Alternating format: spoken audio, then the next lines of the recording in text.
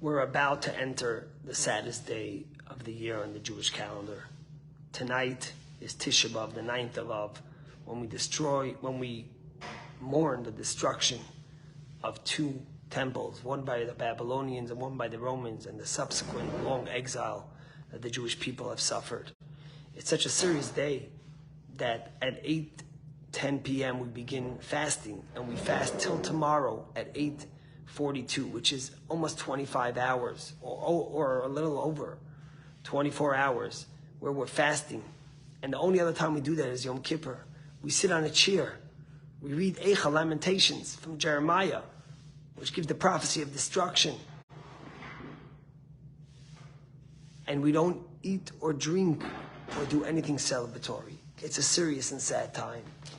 And now, in Israel, it's a serious and sad time as our nation is so fractured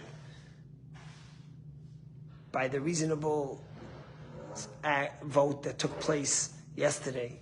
And or 2 days ago, whether you're against it or for it is not relevant at this point. But to see brothers and sisters fighting in such a way is so painful.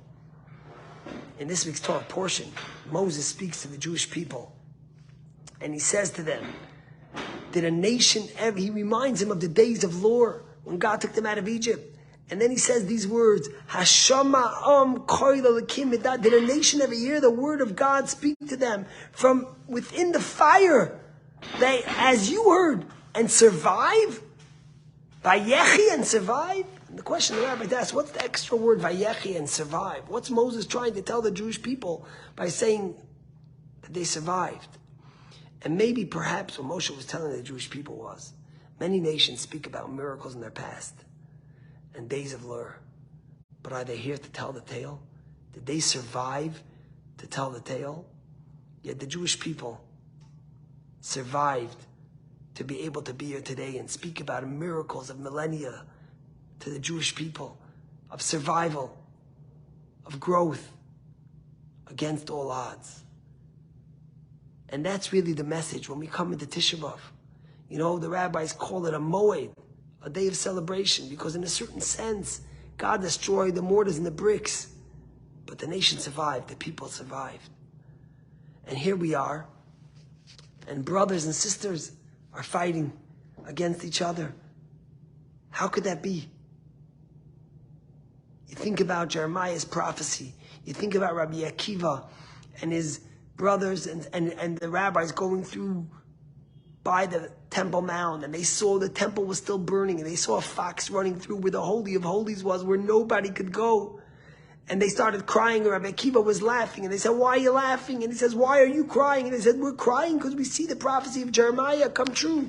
And he says, well, I'm laughing because I see the prophecy of Jeremiah also coming through. The second part, the first part, he speaks about foxes going through the temple, but the second part of Jeremiah's prophecy is Od Yishama Ba'arei Yehuda v'chutzot Yerushalayim, that in the streets of Jerusalem and the cities of Judea and Samaria, you'll be able to hear the wedding bells and children running.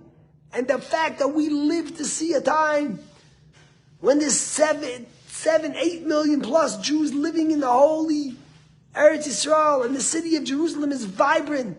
The fact that Hanisala, that we were Vayechi, that we lived through to see it, is a remarkable thing. And to see this, and yet to see people fighting and hating and using vitriol towards each other, how painful is it?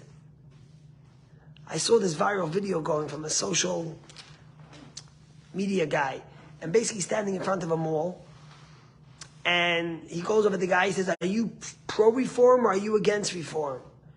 And the guy says, oh, I'm against reform. Well, he says, well, I'm pro-reform. Can I get a hug? And he hugs him, and he gives him a bottle of wine and chocolate. And then the next guy comes over, and he says, oh, are you pro-reform or are you against reform? He says, I'm pro-reform. And this guy says, well, I'm against reform. And he says, can I get a chibuk? Can I get a hug? And they embrace, and he gives him a gift. He says, I want to give you a gift, a bottle of wine and chocolate. And then he goes to the third guy, and he says, are you pro-reform or against reform? And the guy says, I'm against reform. He says, well, I'm pro-reform. Can I get a hug? And he gives him a hug, and then he gives him a bottle of wine and chocolate as a gift. And then at the end of the viral video, he says, I'm not pro-reform and I'm not against reform. I'm pro-brothers and sisters hugging each other and embracing each other. That's what I'm pro. Chevra, we need to wake up. Whichever side you stand on, you have to stand on the side of love, of peace, of compromise, of hugging, of embracing. That's what Tisha B'Av has to teach us. The saddest day of the year is a time when we mourn a destruction of temples because of sinat chinam, because of hate from one sister and brother to the other. May God give us to always be able to embrace and hug, not the ones that we love, not the ones that think like us, but the ones that don't think like us, the ones that have a different opinion. May these days turn into celebrations and happiness speedily in our days.